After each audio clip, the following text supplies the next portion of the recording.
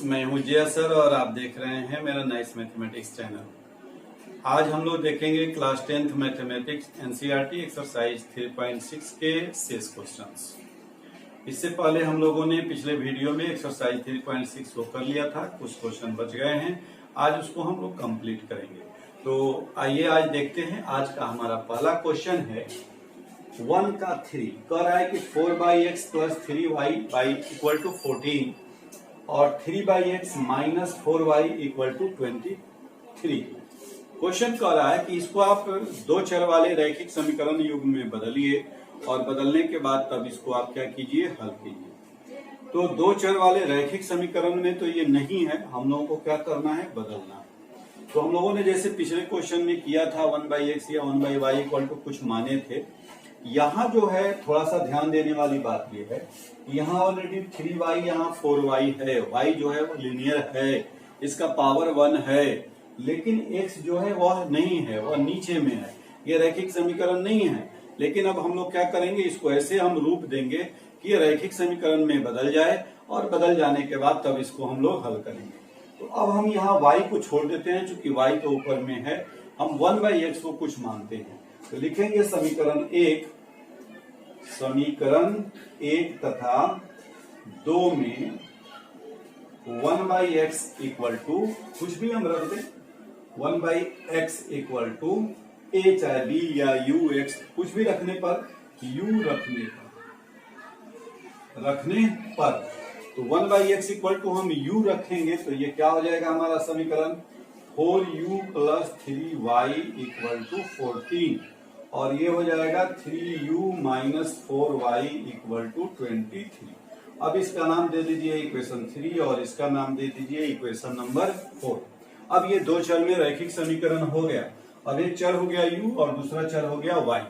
दोनों समीकरण में एक चर हो गया u और दूसरा समीकरण हो गया y। अब हम u और y का वैल्यू निकालेंगे और u की सहायता से हम x का वैल्यू निकाल लेंगे, y का तो ऑलरेडी निकल जाएगा। तो अब जैसा कि रूल्स आपको बताया है कि आप प्रतिस्थापन विधि, विलोपन विधि या वज्रगुणन विधि, जो विधि आपकी मर्जी हो उसका इस्तेमाल कीजिए और इसको आप हल कर लीजिए। तो आइए हम देखते हैं, यहाँ वज्रगुणन विधि से हम हल करते हैं, कोई दिक्कत नहीं है। तो हम u डिवाइडेड बाई, इसको जब हम करेंगे तो इसको इससे मल्टीप्लाई करेंगे तो 3 इंटू 23 माइनस, अब -4 से करेंगे तो माइनस माइनस प्लस हो जाएगा 4 इंटू 40। अब ये किसके इक्वल होगा, यहाँ लिखेंगे y डिवाइडेड बाई, तो y के नीचे जब लेंगे तो नीचे से चलेंगे 3 इंटू 14 माइनस 4 इंटू 23। अब क्या करेंगे, ये हमारा कांस्टेंट टर्म जो है, अचर पद वाला जो है, वह बराबर के बाद है, और जब अचर पद बराबर के बाद रहता है तो हम लोग क्या करते हैं, -1 लेते हैं। तो यहाँ हम क्या लेंगे, -1। अब इसको ढकेंगे, 4 को -4 से गुना करेंगे, 4 इंटू -4, तो माइनस हम इधर लगा दे रहे हैं। फिर 3 को 3 से करना है तो -3 इंटू 3। अब ये मल्टीप्लाई हो गया। आइए इसको आगे हल करते हैं। अब ये हमारा क्या हो जाएगा, अब ये हो जाएगा u बाई 23 इंटू 3, तो u divided by 69 minus plus हो गया है 54, 56 equal to y divided by, ये क्या हो जाएगा 42 माइनस, ये गुना कीजिए तो 4 3 12 और 4 दूनी 8 9 इक्वल टू -1 डिवाइडेड बाई -16 -9। आइए एक स्टेप और आगे बढ़ते हैं। u divided by 9 6 15, 5 5 6 11 1 12, y by, इसको माइनस करेंगे तो ये माइनस होगा 0, 9 में से ये हो जाएगा -50। माइनस इसलिए होगा कि 92 जो है वो माइनस में है, इसलिए माइनस हो जाएगा। और ये हो जाएगा -1 बाई -25, तो ये माइनस से ये माइनस कैंसिल हो जाएगा। अब आपका क्या हो जाएगा, u इक्वल टू हो जाएगा ये 125 बाई 25 यानी के 5, और y हो जाएगा आपका -50 बाई 25।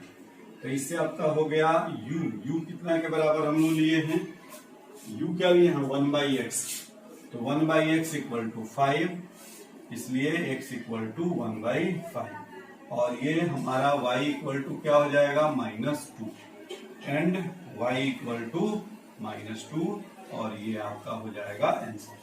इस तरह से हम लोग काम करेंगे समीकरण को। पहला काम क्या करेंगे कि समीकरण में हम ऐसे चीजों को लेंगे जिससे हमारा समीकरण रैखिक समीकरण बन जाए, यानी एक घातीय समीकरण बन जाए।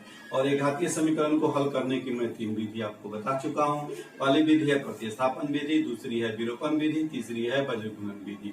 तो यदि प्रश्न में इंस्ट्रक्शन है कि आप इस विधि से हल कीजिए तो आप उसी विधि से हल करेंगे, लेकिन प्रश्न में अगर इंस्ट्रक्शन नहीं है तो वैसी स्थिति में आप क्या करेंगे, जो विधि आपको आसान लगे उसका इस्तेमाल करेंगे। तो यहाँ हमने क्या किया, इसको हमने रैखिक समीकरण में बदला और वज्रगुणन विधि से हमने इसको हल किया। x का वैल्यू आया 1/5 और y का वैल्यू आया -2। आइए इसको जल्दी से नोट कीजिए, देखते हैं अगला क्वेश्चन। तो बच्चों नेक्स्ट क्वेश्चन है क्वेश्चन नंबर 1 का 6x + 3y = 6xy और 2x + 4y = 5xy। यहां भी हम लोगों को वही काम करना है। पहला काम क्या है कि इसको हम दो चर वाले रैखिक समीकरण युग में बदलेंगे और उसके बाद फिर हल करेंगे। तो इधर तो देख रहे हैं कि xy है, लेकिन इधर xy गुना है, इधर हमारा पावर 2 हो जाएगा, ये रैखिक समीकरण नहीं है। तो पहला काम हम क्या करेंगे, हम पिछले मेथड से ही इसको भी रैखिक समीकरण में बदलने का प्रयास करेंगे। तो यहाँ हम क्या करेंगे, xy से डिवाइड करेंगे। तो लिखते हैं समीकरण 1 और 2 को xy से भाग देने पर, ध्यान दीजिए यहाँ xy से हम इसलिए भाग दे रहे हैं कि यहाँ से xy कैंसिल हो जाएगा। तो अब ये क्या हो जाएगा, 6x/xy + 3y / xy = 6y/xy। ये xy से xy कैंसिल हो जाएगा, यहाँ y कैंसिल हो जाएगा, यहाँ x कैंसिल हो जाएगा। ये हो जाएगा 6/y + 3/x = 6। इसका नाम दे दीजिए इक्वेशन नंबर 3। अब इसको डिवाइड कीजिए एंड या तथा कर दीजिए 2x / xy + 4y / xy = 5xy / xy। यहाँ x कैंसिल, y से y cancel, x y cancel. ये हो जाएगा आपका 2/y + 4/x = 5। इसका नाम दे दीजिए इक्वेशन नंबर 4। नंबरिंग से घबराना नहीं है, ये सुविधा के लिए हम लोग ऐसा करते हैं, इक्वेशन का नामकरण कर देते हैं 1 2 3 4। अब हम क्या करेंगे, इसको 3 और 4 में जैसे हम लोग पहले 1/x या 1/y = कुछ रखते थे वही यहाँ रख रहे हैं। तो लिखेंगे समीकरण 3 और 4 में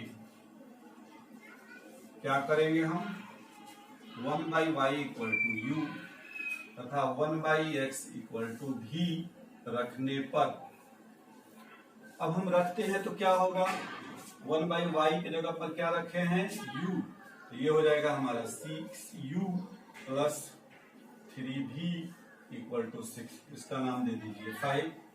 ये हो जाएगा आपका 2u + 4v, इसका नाम दे दीजिए 6। अब ये दो चर में दोनों रैखिक समीकरण हो गया। इसको 3 से मल्टीप्लाई कर देंगे, 6 हो जाएगा, उसके बाद सब्ट्रैक्ट कर देंगे। यहाँ u का गुणांक 6 है, यहाँ 2 है, 2 को 3 से गुना करेंगे, ये भी 6 हो जाएगा। और उसके बाद हम क्या करेंगे, घटा देंगे। तो लिखते हैं कि समीकरण 6 को 3 से गुना कर 5 में से घटाने पर, 3 से गुना करेंगे किसको, 6 को, 5 को नहीं छुएंगे तो 6u + 3v = 6। इसको करेंगे तो 6u प्लस, इसको 3 से गुना करेंगे तो 12v, इसको 3 से गुना करेंगे तो 15, घटाएंगे तो ये कैंसिल हो जाएगा। अब क्या बचा आपका, 3 में से 12 घटाएंगे तो -9v, 6 में से 15 घटाएंगे तो -9, v बराबर -9 / -9 1 हो गया। अब भी हम माने क्या है, गौर से देखिए, भी क्या माने हैं, 1/x, 1/x बराबर 1, तो 1/x बराबर 1, इसलिए x बराबर 1।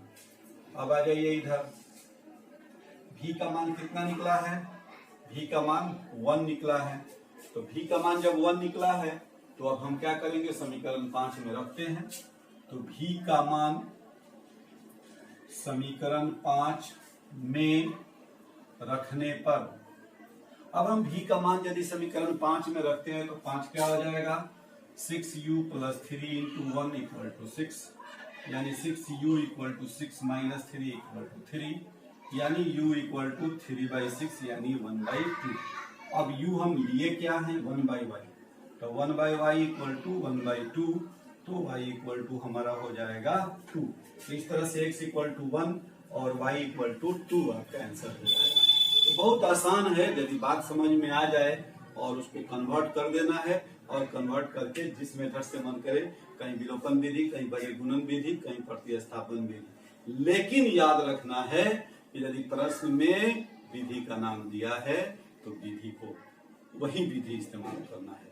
तो आप फटाफट इसको नोट कीजिए। और हाँ, यदि आप इस चैनल पे नए हैं तो जल्दी से इस चैनल को सब्सक्राइब कर लीजिए, एक लाइक कीजिए, अपने दोस्तों में शेयर कीजिए, और जब भी कोई परेशानी हो कमेंट कीजिए।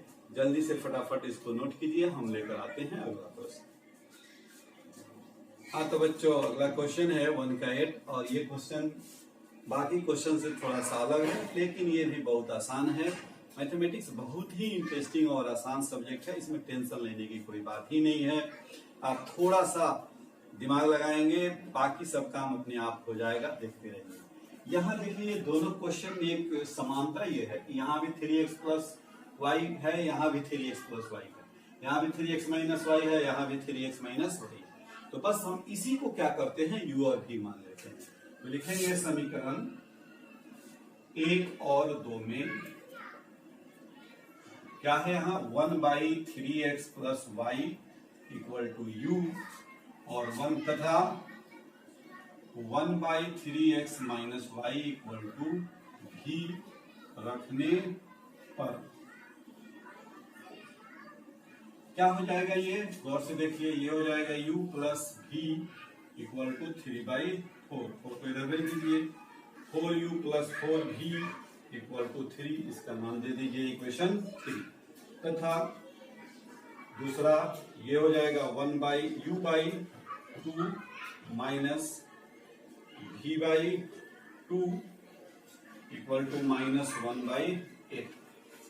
ये कैसे हो गया, ये 1/3x + y = u रख दिए, तो ये नीचे 2 है तो 2 रहेगा, यहाँ भी 2 है तो 2 रहेगा, यहाँ -1/8 है तो रहेगा। अब इसको 8 को इधर भेज दीजिए, इधर भेजेंगे तो दोनों में गुना हो जाएगा, तो ये हो जाएगा आपका 4u - 4v = -1।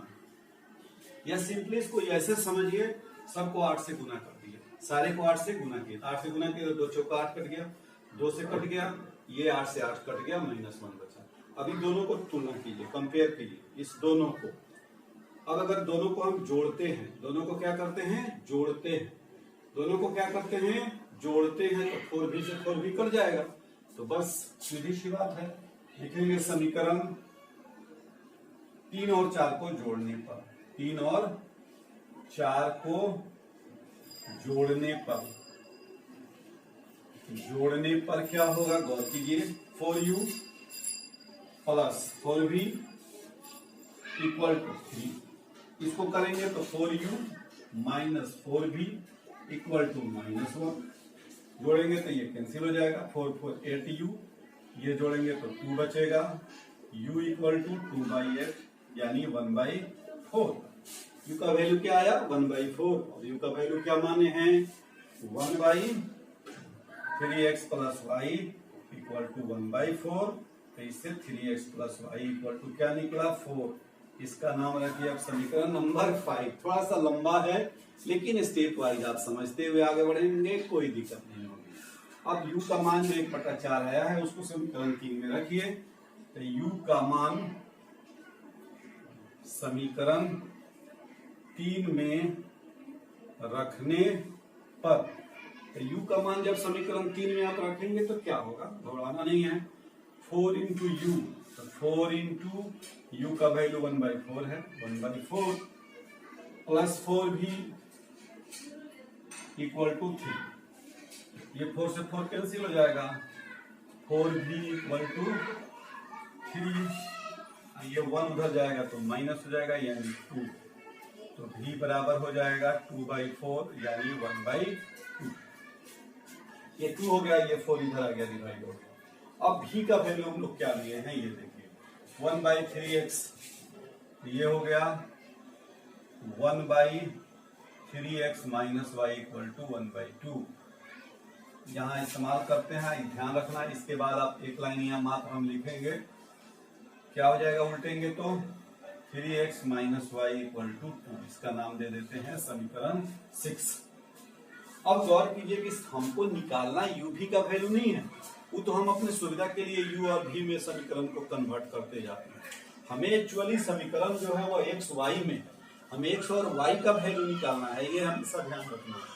तो हमारा यहाँ x और y है क्या, अब देखिए समीकरण 5 v और 6, ये दोनों भी दो चर में रैखिक समीकरण बन गए।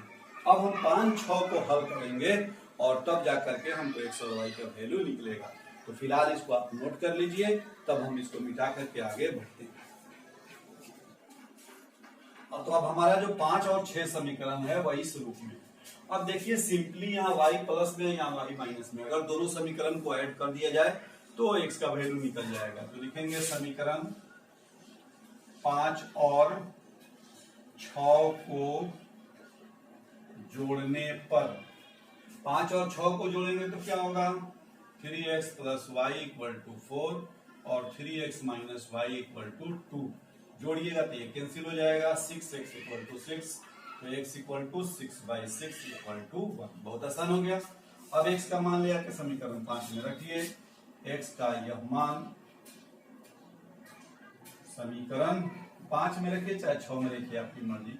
5 में रखने पर केवल ये ध्यान रखना है कि प्रतिस्थापन विधि में जब हम एक चर का मान जिस समीकरण से निकालेंगे तो दूसरे में रखेंगे, उस समीकरण में नहीं रखेंगे। तो अब क्या हो जाएगा, 5 में हम रखते हैं तो 3 into 1 plus y equal to 4, इससे हमारा y इक्वल टू हो जाएगा 4 minus 3 equal to 1, therefore x equal to 1 और y इक्वल टू 1, और इस तरह से ये भी एक्सरसाइज समाप्त हो गया। तो इस तरह से हम लोगों ने एक्सरसाइज 6 भी कंप्लीट किया। तो फिर हम लोग मिलते हैं अगले वीडियो में, तब तक ओके, थैंक्स।